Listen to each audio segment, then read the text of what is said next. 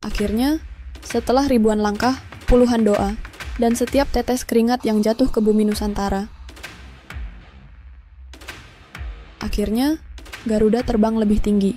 Malam tanggal 5 bulan Juni tahun 2025, di bawah langit yang bergemuruh oleh cinta supporter timnas Indonesia, mengukir sejarah mengalahkan Cina. Bukan kemenangan biasa, tapi kemenangan yang lahir dari luka, dari perjuangan, dari mimpi yang tak pernah padam. Disinilah kisah itu dimulai. Di tengah stadion megah, di tengah gegap gempita merah putih, Garuda menunjukkan pada dunia. Kita belum selesai. Kita masih bermimpi. Kita akan ke Piala Dunia. Mereka bilang kita hanya tim ASEAN. Mereka tertawa ketika kita berbicara soal Piala Dunia. Tapi hari ini, tawa itu berubah menjadi bisu. Garuda mengalahkan naga dari timur Cina. Tim raksasa Asia tumbang di hadapan pasukan merah putih. Ini bukan hanya kemenangan, ini adalah pernyataan bahwa Indonesia bukan penggembira, tapi penantang sejati. Kita adalah negara pertama dari Asia Tenggara yang menembus babak keempat kualifikasi Piala Dunia. Malaysia mencibir, Vietnam bersembunyi di balik statistik. Tapi mereka tahu Garuda kini berbeda. Karena kita tak lagi bicara mimpi, kita sedang menjalani mimpi itu selangkah demi selangkah dengan kaki yang berdarah, tapi dada yang membusung bangga. Malam itu, di stadion penuh lautan merah. Udara penuh tekanan. Cina menekan, mengintimidasi. Tapi pertahanan Indonesia seperti tembok karang yang tak retak diterjang badai.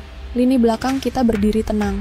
Ijes, Justin, Rido, mereka menjaga negeri seperti menjaga keluarga sendiri. Lalu, momen itu datang. Pelanggaran di kotak terlarang. Wasit menunjuk titik putih. Oleh Romeni maju perlahan, nafas ditahan jutaan pasang mata. Dan ketika bola itu menyentuh jaring, stadion meledak. 1 gol, bukan hanya angka di papan skor, tapi simbol bahwa kita bisa, bahwa kita setara, bahwa kita pantas. Meski peluang lain datang dan gagal, Garuda tetap mengendalikan arah. Ini bukan hanya pertandingan, ini pembuktian. Di bawah Mistar, seorang lelaki berdiri dengan tenang.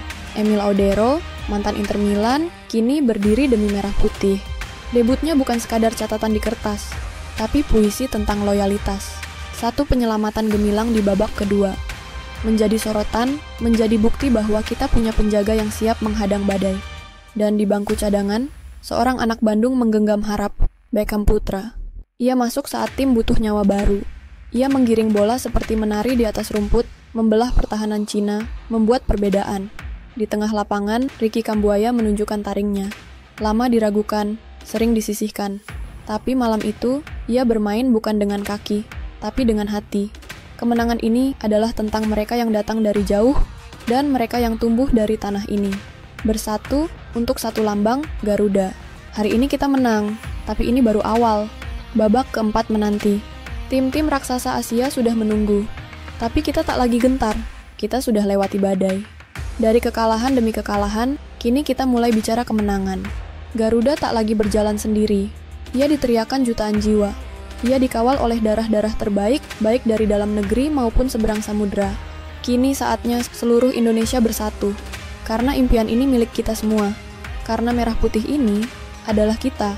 Jika kamu percaya, jika kamu ikut bangga, tekan tombol like, tekan tombol subscribe, dan tulis di kolom komentar, Garuda tak pernah sendiri.